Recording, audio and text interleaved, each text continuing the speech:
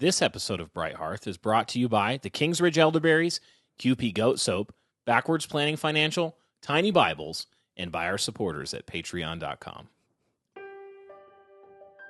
Fathers, do not provoke your children to anger, but bring them up in the discipline and instruction of the Lord. Ephesians 6:4. Contemporary examples are almost endless. The principle is that Christian parents must provide their children with a biblical education. The methods vary: homeschooling, Christian private school, co-ops, internet tutorials, etc. The principle is that Christian mothers must feed their children. Methods vary: schedule feeding or not, bottle feeding or not, etc. The principle is that we're to be good stewards of our bodies. The methods vary: workout or not, jog or not, eat salted grease or not, etc. Excerpt from Principles and Methods, a blog post on Monday, November 24th, 2008 by Pastor Douglas Wilson. Welcome back to Bright Hearth, Q&A number 2. I'm thinking about how spicy I want to be about this one. That's why I was hesitating. Oh, boy. What do you mean spicy, babe? Nothing. Are you spicy? You're so spicy. I'm not going to. Well, welcome back, Try to everybody. not be spicy. You're sweet. You're sweet, babe. So, of course, Brian and Lexy here. Blah blah blah. Hi, you that know was what? a Bright horrible Hearth. Welcome. intro. This We is just our immediately second episode tonight, so Yeah, we're episode stacking here, recording 2 at once. So we actually just got done recording last week's I'm episode. not good at starting over as if we never started before. So Like it's hard to pretend like you Correct. haven't already done all this. Yeah, I know what you mean, babe. So we'll cut right to the chase here. We've got a great question. It's in a wheelhouse of ours that we've thought quite a bit about, that Lexy and I ourselves have gone back and forth. We've sometimes total opposite ends of the spectrum from one another. Yeah, we have. And we've come to great unity now. So, and it's a very important question. It's one that has, I think, great import for how you live your life and what your plans are going to be and all sorts of issues. So here's the question. The listener writes, if it is a father's duty to raise children in the paideia of Christ, and they're citing Ephesians 6:4 that Lexi read, which is, fathers, raise your children in the paideia and nouthesia of the Lord, and don't provoke them to wrath. So they say, if it's a father's duty to do that, then why do you send your kids to a school? Wouldn't homeschool make more sense? And this is a great question. Before we explain why we do that and why we are 100% pro-school, like we love schools, we want to see more Christian schools started. Not only did we start a Christian school in our community, but we wanted to start that Christian school and build it out in such a way that it might inspire, encourage, and resource other churches. Yeah, we want there that. to be more Christian institutions. We're Yes. pro-Christian institution. Pro-Christian institutions, pro-school. But before we do that, let me just point back to what Pastor Wilson said in the cold open. Principles and methods, okay? We all agree that, well, we should, that Christian parents owe their children a Christian education. We would take the position, I don't think it's that, I was about to say I don't think it's that controversial. It's actually highly controversial. But we take the position that Christians are not free to send their kids to the government schools. No. That's barring weird circumstances or whatever, your asterisk, that normatively it's not acceptable for Christians to send their children to public schools given the state of everything that we're in and use that as a vehicle for their education. Mm-hmm. We believe that Christian parents, because of passages like Ephesians 6:4 and other ones, like in Luke, where Jesus says that a student, when he is fully trained, will become like his teacher. So there's a principle that if I apply it, do I want little Johnny to become like secular humanist sociology teacher Dr. Jenkins over here? Absolutely not. Yeah. So we agree there. What? I just, like, the average American Christian is so historically ignorant that we don't even know what the public education system is for. We don't know what model it's based on. We don't know what that model was for. Where it came from. Yeah, like we don't. So we just think, oh yeah, they're just going to go learn their ABCs from someone who's really good at teaching ABCs. And it's like, no, you don't understand. They wanted to create soldiers out of your children. Did you know that? Did you know that they actually believe that the system should come before the child? Do you think the child should come or the system first? Do you think you could unpack a little bit of that for us? Well, just like some of the basic boilerplate history of what the public schools are trying to do and how they got there. I'm putting you completely on the spot. This is very hard to not. Yeah, it is kind of hard to answer that question because there's so many ways you could go about it. But I mean, like largely a lot of our American model is based on like German education. Do you guys know it came from Germany? Do you guys remember Hitler? Like there really are systems of education still in place today that were actively just trying to pump out soldiers to accomplish the government's will, essentially. And then you could even look at it from like Marxist socialism perspective, the long march through the institutions. Yeah. They're trying to disciple your child into a very specific picture of something. Everything was a little bit better before the teaching colleges came to being, but the teaching colleges is specifically when it went from before the teaching colleges existed. If you wanted to be a teacher, you just kind of, studied whatever you wanted to teach. If you wanted to be a history teacher, you studied history. If you wanted to be a math teacher, you studied math. Teaching colleges came about. And basically, they just started mass experiments in these teaching colleges. Literally, that's what it was. They were with pedagogy, and correct with curriculum. the methods in the classroom. It was all experimental. Let's see what is. I'm trying to think of some specific examples that you guys would actually know. Montessori was not in a teaching college, but it would be an example of let's do an experiment of Montessori in this teaching college. So you get one childhood, and if it's a bad experiment, you've screwed the kid up, essentially, which is why I think it's harmful. But the teaching colleges is where they were literally actively saying, we're going to start teaching these sorts of godless doctrine. We're going to do away with the parental authority. We're going to do child-centered type stuff. We're going to start teaching Marxist socialist doctrine. What happened was you no longer just studied what you wanted to teach. You then had to study the tools of education. Mm-hmm. So now if you become a teacher, typically you have to have some sort of at least a bachelor's degree in education, early childhood development, something like that. And you learn the tools of educating people because what you're educating them with is a doctrine of XYZ. You're no longer teaching the subject anymore, which is a huge difference. So teaching colleges are wicked. Progressives, I could keep going. Progressives basically saw that the school was going to be an ideal institutional vehicle for promulgating their worldview. And since they take a very long view of history, they understand that they don't need to win tomorrow. They just need to win the institution that will win tomorrow. And that's true. That's the thing that Christians need to realize is that is true. And because that's true, you better be giving them a Christian education. Put a pin in that thought because we're going to bring that back up. They understood that. So, there was even a talk at Grace Agenda this year. I can't remember who gave it, unfortunately.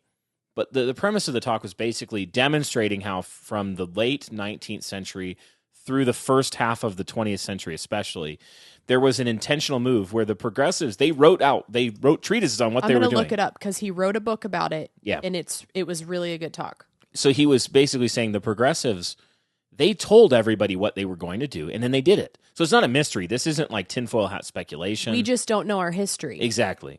And what they were basically saying they were going to do is replace Protestant Christianity as the engine of the civil religion of the United States with basically a nationalistic Americana civil religion.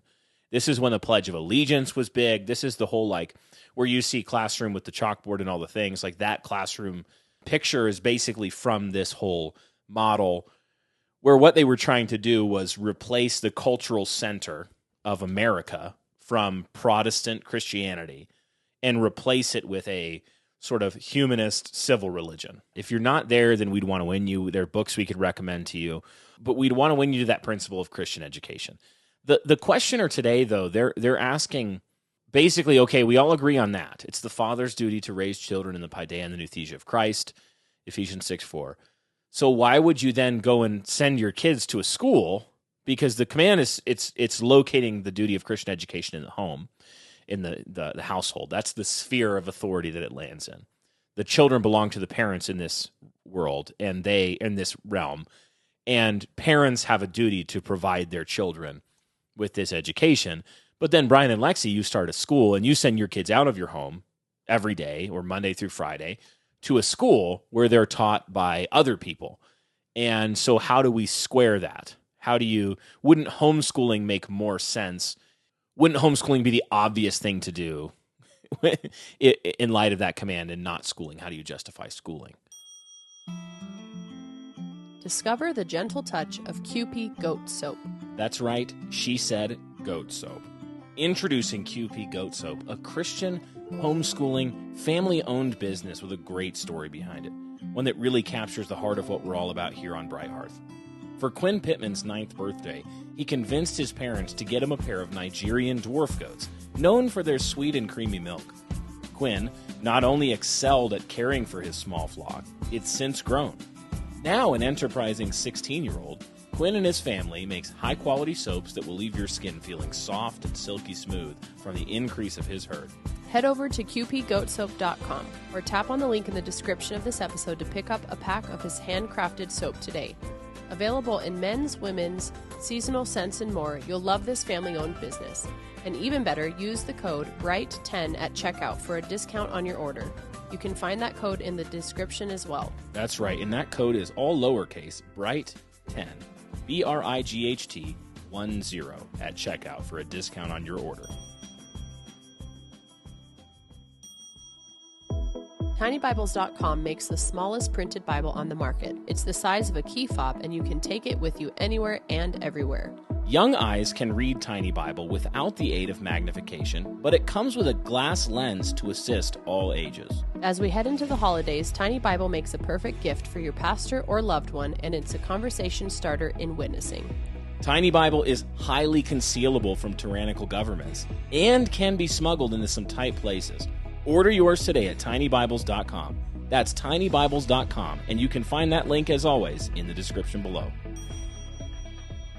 Yeah, and more specifically, like I was telling you, I often hear people say, Christians have always homeschooled.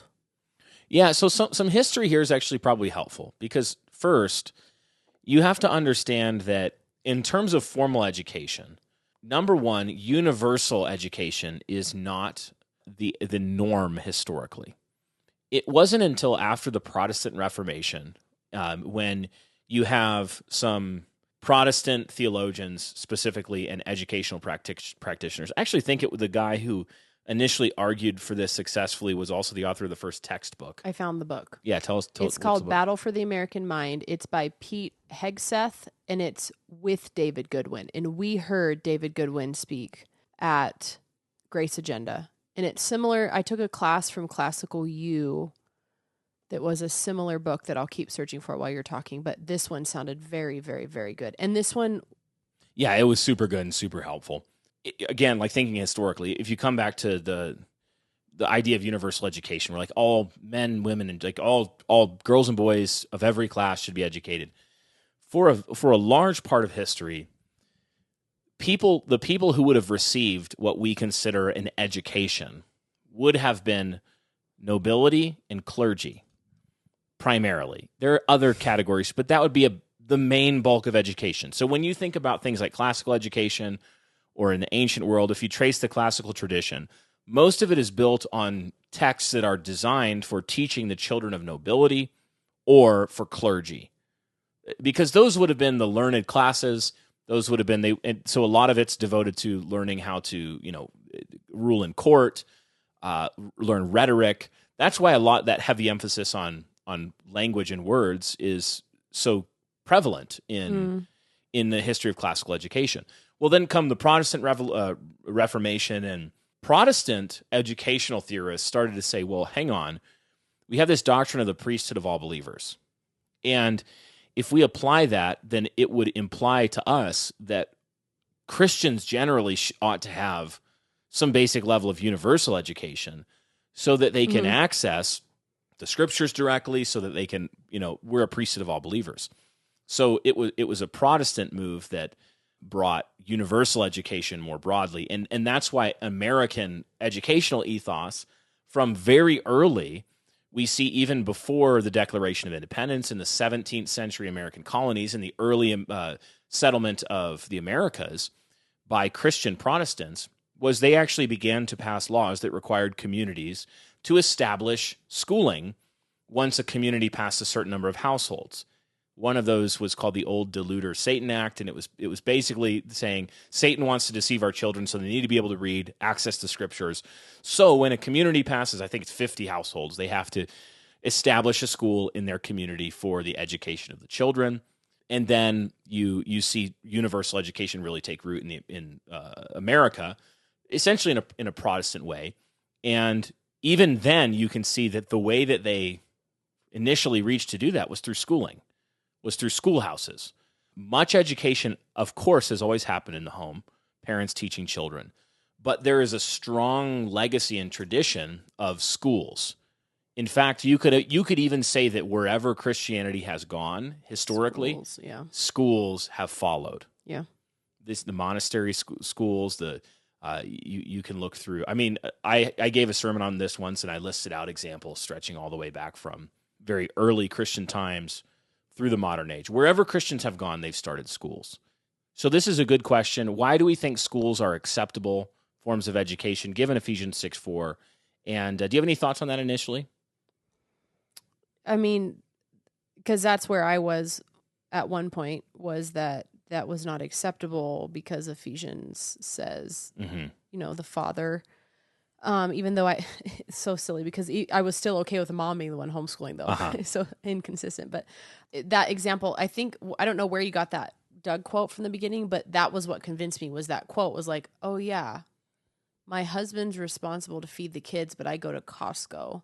Yeah. My husband's responsible to take care of us, but I clean the house. Like, there are different ways that parents provide those things for their parents, for their kids. They have to provide it. It's a duty. Yes. But there are different tools that they can bring into it.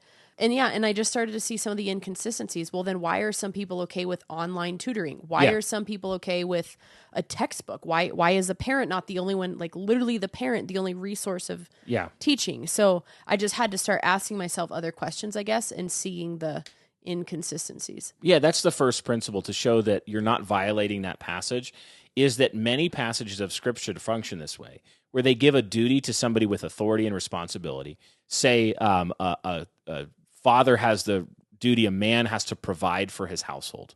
If he doesn't, he's denied the faith and he's worse than an unbeliever. Okay, what does that mean? Well, he needs to make sure that they have the basic necessities of life, clothing, food, etc., shelter. That doesn't mean that the father must build the house, grow all the food, and cook all the food. No, correct. He must not spin all the yarn. Yes. So the father needs to oversee and deploy resources and deputies to ensure that that provision is happening. This is mediated authority, where a father has an oversight role, and then he is to deploy wise use of resources to accomplish the task. So homeschoolers do the same thing. Homeschoolers largely do the same thing unless the father is directly doing all the teaching. The father sees that command, and so the father wisely, knowing his time to provide must be often spent outside of the home, especially in our culture. But even in that culture as well, the father couldn't directly provide all the education himself. And so he deploys his wife to homeschool the children, and then she goes one step further, and she goes and studies, or hopefully they together come to curricular decisions, and they get some good curriculum, they get pedagogy, they say, this is how we're going to do it. Then they bring in experts in all these different fields of math and science and history, and they vet them, and they make sure that they're good resources, and then they deploy all these specialists to teach their children. So just because it's a textbook doing it, or just because it's a wife doing it at the father's instruction, doesn't mean it's not still a mediated accomplishing of the task. So when we look at schools, what's happening is that the father is raising his children up in the paideia and the new thesis of the Lord by making sure, in the same way that he'd pick curriculum and have his wife teach, he is ensuring that the school that he's sending his children to is going to raise them up in the paideia of Christ in a mediated way, and they're functioning in loco parentis, which just means that they're functioning in place of the parent for that time, where he has given them delegated authority to take care of this aspect.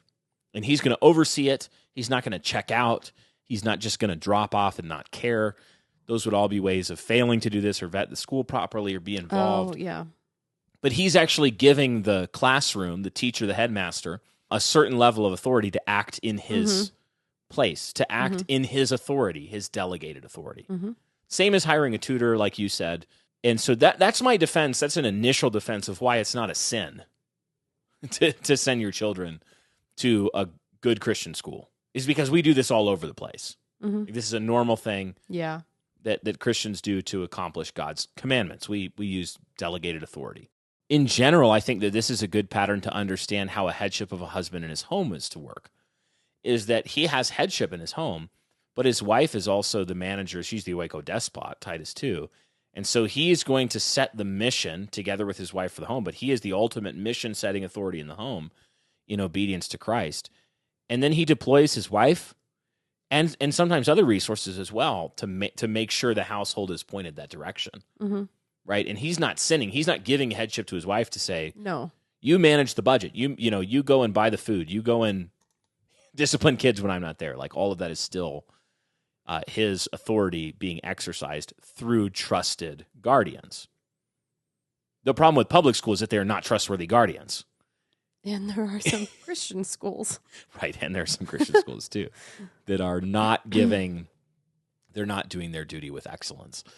They're not guardians who are going to raise children in the paideia of Christ. They're going to give them the paideia of Yeah, they don't Caesar. have a Christian worldview that they're imparting to the students.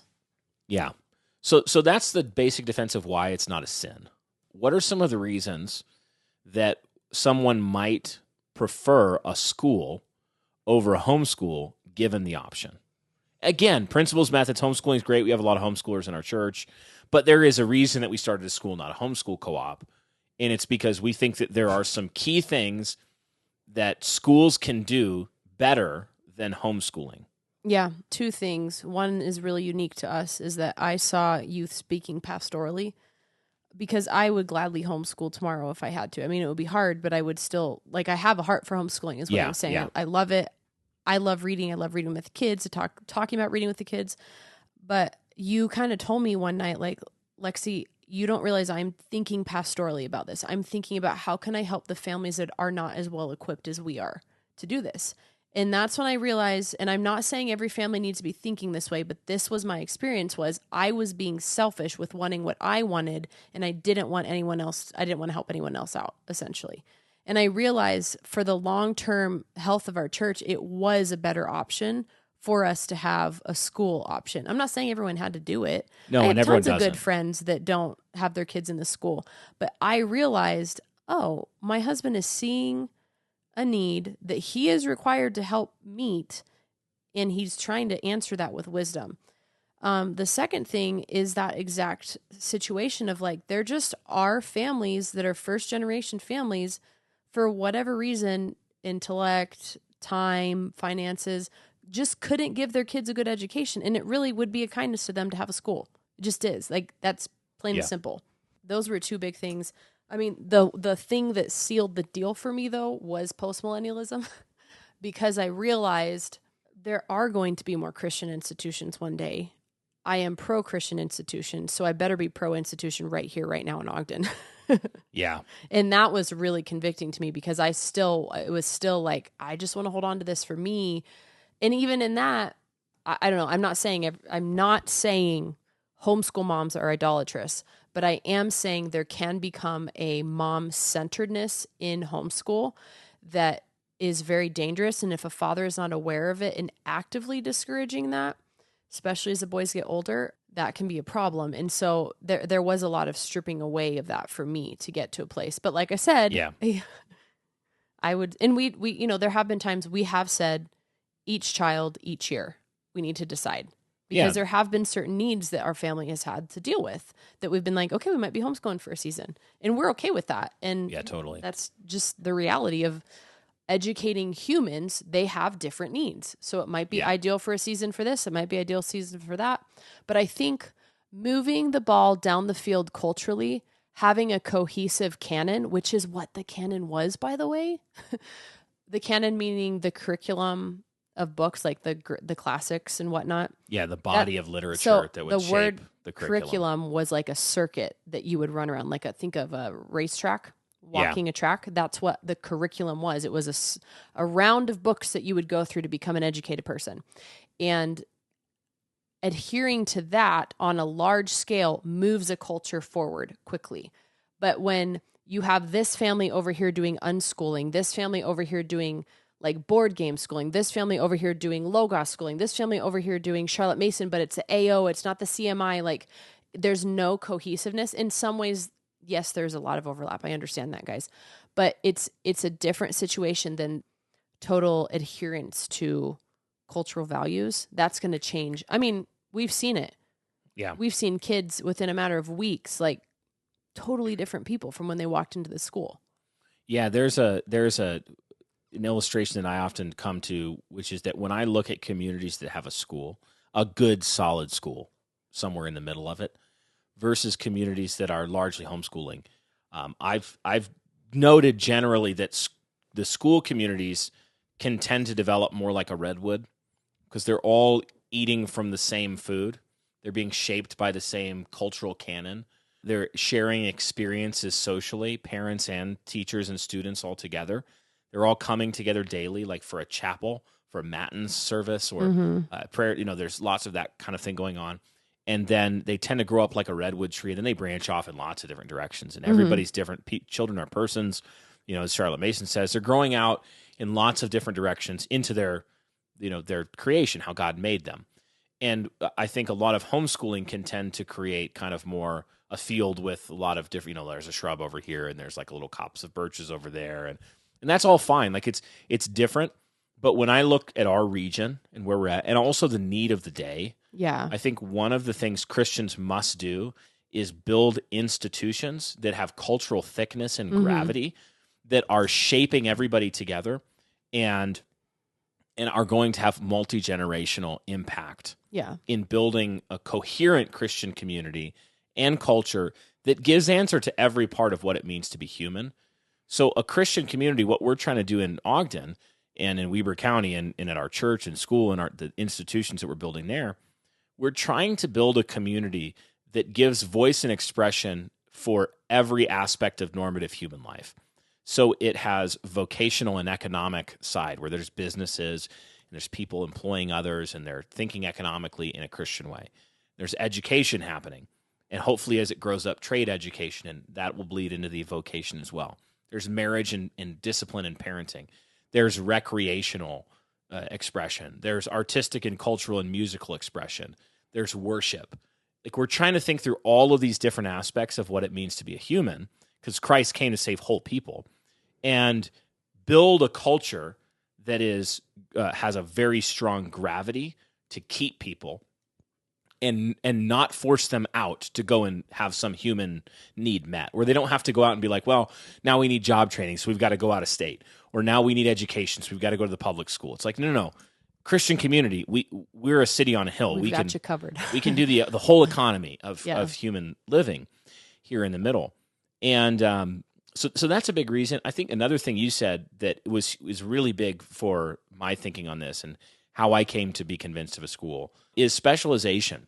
When you think about the difference between a mom who is trying to do, with us to be 6 grades right now, well, soon, 6 grades of different stages of children in the home, and you're trying to do, at some point you'd have a junior higher. Oh, I see. You'd have a 4th grader and a 1st grader. And so and then you'd have some people learning reading. So you're teaching reading to the preschool kids. You're doing 1st grade here, 4th grade here, junior high here. And what can tend to happen is that you still have to call in specialists. You still have to call in tutors or textbooks or something like that. So it's not the father doing it, or it's the mother through tutors and textbooks. But then what tends to happen is that by the time she is actually trained in doing all of that, that's when her kids are all gone. Because she's now done it all. As opposed to, we're trying to build a state of affairs where we have some men in our upper year school. We're trying to keep a male influence there, who are teaching 3rd form, 7th, 8th, and 9th grade for years. Yeah. And they become an expert in teaching 7th, 8th, and 9th. Well, or 3rd, 4th, and 5th. Kevin listens to this. He knows this. He's going to laugh. But it used to be that you couldn't be a headmaster until you taught every single grade. Yeah, and that makes sense. So that you understood, you had the wisdom for the... Yeah.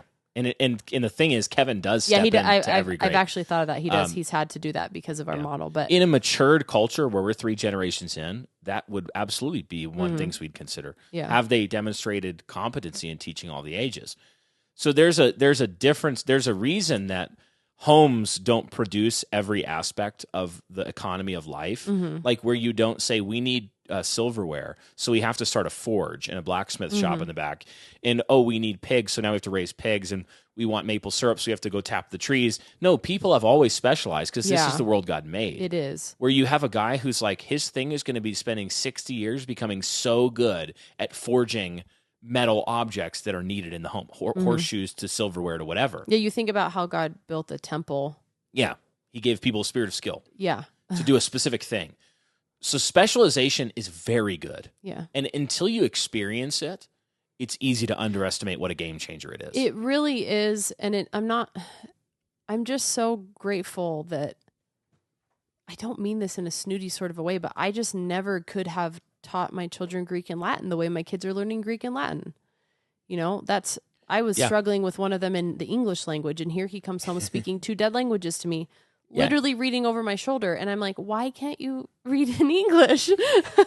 I'm so frustrated. And a listener might hear that and go, yeah, I'm great at teaching my kids Greek and Latin. Yeah. That's great. But back to one of the things you said, one reason we started the school is because of cultural benefits of institution, where we have to just recognize that not every family is going to do homeschooling well. And the reason I know, friends, is because I've seen many families do homeschooling abysmally. Yeah. And I mean, where they're robbing their children, where daughters end up being teachers, and by the time they're 12, they're not really being educated anymore. They're just basically being household servants, where kids are completely unsupervised and they're copying all their answers from the back of the book and end up functionally illiterate. These are all people we knew growing up.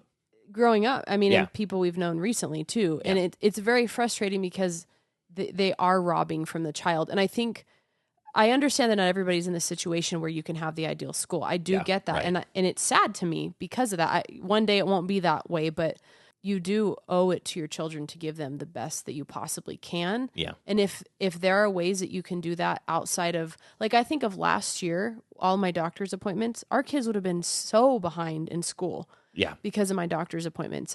If there's some sort of pride that you're holding on to that's preventing you from giving them more that you could give them within God's perimeter of allowance, you have the freedom to do it. And I think you should do it because you owe it to your kids. Yeah, it's a tremendous good gift. A gift. That's the only word that I can think of when I think of the education at St. Brendan's, is I think about how thankful I am because I know God's the one doing it. It's not something that I could have orchestrated. There's a richness to it. Yes. And even some of the things that are difficult to evaluate and put your finger on, they're not like test results or subjects you learn, but there is a cultural benefit to a body of students, and especially when we're very strict. We restrict school to our membership. To be children, you have to be a member of the church. Your family, the family has to be members of our church for the child to go to the school. And the teachers as well are like very vetted, and it's all very rigorous.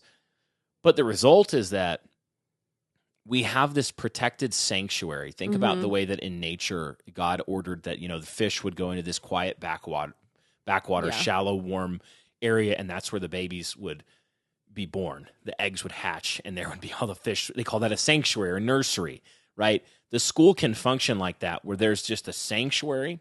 It's like a protected nature reserve for these kids to come together. And some of the things they're learning are very difficult to replicate in homeschool. Like, for example, just the social dynamics of navigating a social hierarchy. All of our students are going to experience, if they go from grade 1 to 12, being the first grader in first form, which includes grades 1, 2, and 3 in the same classroom. And then they're going to experience being the third grader in first form. I know what homeschoolers are saying right now. They're going to experience that with their siblings. I know, and I recognize that. But there's something qualitatively different that happens when they come out, and it's like, now there's Headmaster Love, there's Pastor Burkholder, there's Mrs. Sanders. Do we actually have a head boy, by the way? Or are you guys just joking about that? No, we have a head boy. We do? Yeah, in the upper years. I thought they were joking about that, and then I was like, wait a second, there's a head boy? And there's a head girl, and they assist. Oh, that's cool. Yeah. So they're learning leadership and they're learning how to navigate hierarchy and social setting. And you can do a lot of this in homeschool by like different church settings and vocational settings. And I get that, guys. Like it's all possible. But this is baked in where it's ready-made. It's happening for all the students all the time. And they're forming friendships where they're together a tremendous amount of the time that are going to be lifelong. These are the people they're going to marry. These are the people they're going to start businesses with. These are the people they're going to be lifelong friends with. High schoolers did start business last year. Yeah, they'll keep doing that. Like they'll probably be, a lot of them are going to be bad businesses too. But that's how you start good businesses. You start a few bad ones. Some of them will be great too. So those cultural social benefits are very, and I'm not giving into the whole like homeschoolers. What about socialization? Well, I don't want my kids to be socialized to be like your kids. Is the answer to the public school thing. Like, I'm sorry, my brain is literally shutting off. I'm having a very hard time focusing because it's late for me. And I don't know what you're saying. I'm at peak mental trying so time hard of day. to pay attention. This is the difference between Lexi and I. I'm You've peaking said right that now. Twice for me, not for the listener, but for me. I'm like, what?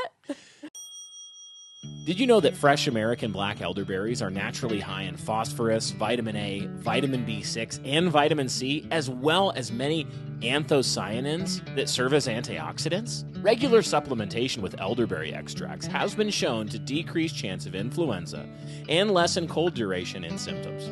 The Kings Ridge fresh frozen elderberries are hand-picked, destemmed, washed, and quickly frozen at their family farm in East Central Indiana. Their whole operation is designed around maximizing freshness and antioxidant content of their berries. Trevor and Autumn truly hope that their elderberry syrup and fresh frozen elderberries bless your family this cold and flu season. Don't buy dried European elderberries and support the global economic agenda. Visit tkrfarm.com and purchase your elderberry needs from the Kings Ridge elderberries. And that link is in the description for you.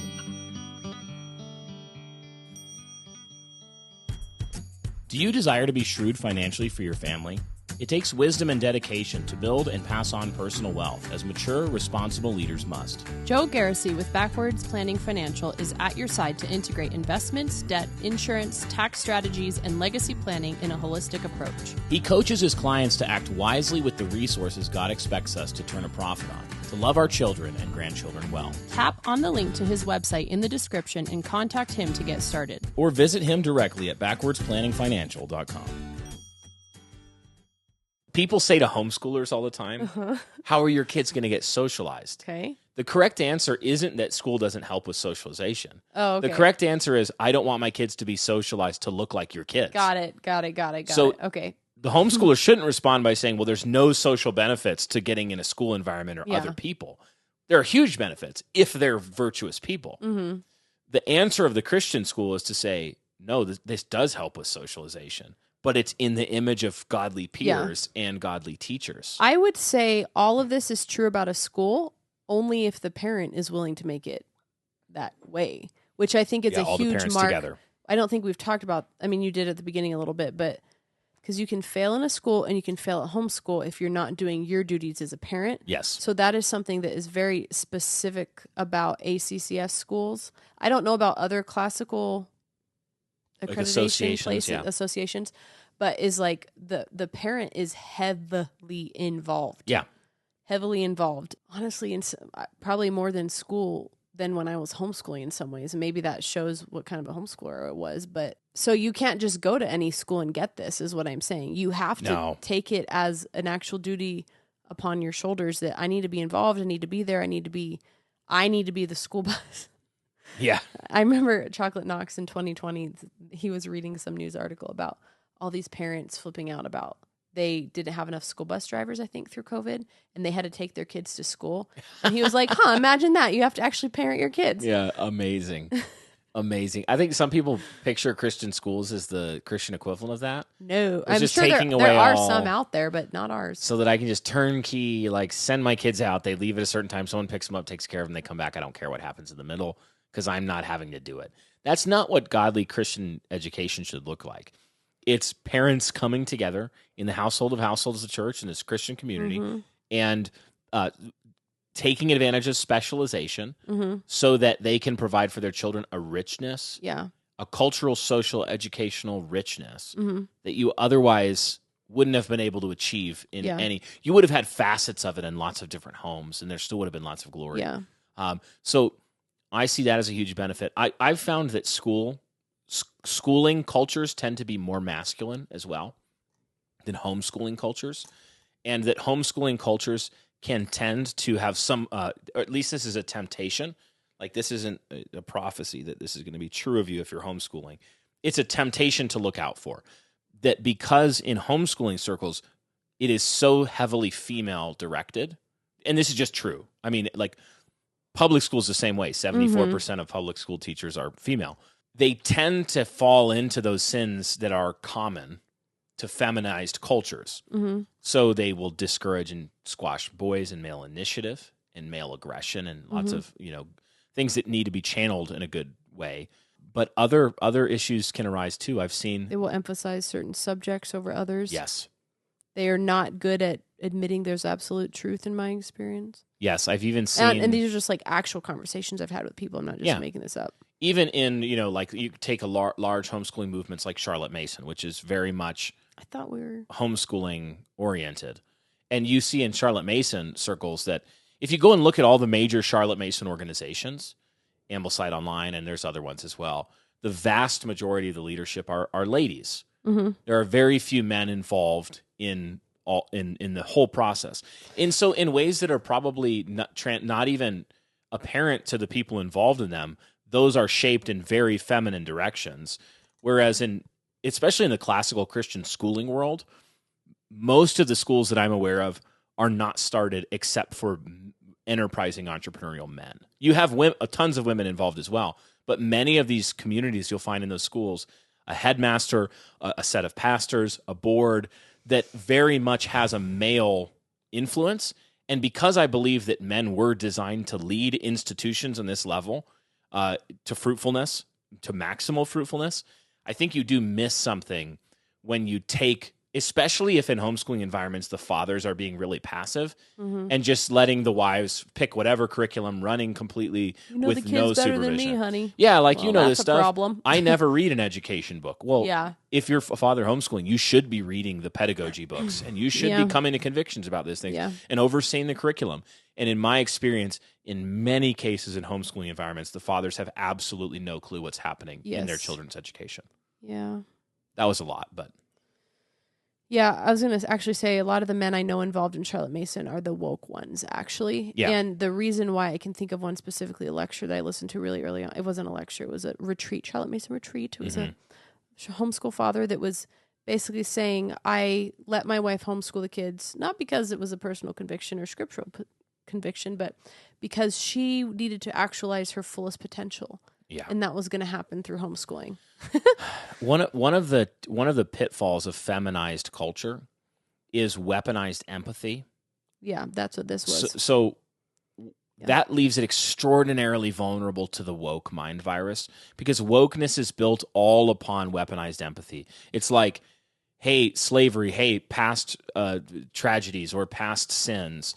And so now, through a series of completely disjointed, nonsensical arguments, now you should have this generational and societal guilt that we're going to answer through, it just so happens to be Marxism, or, some ridiculous socialist bureaucratic engine or mechanism. We're now going to fix the problem.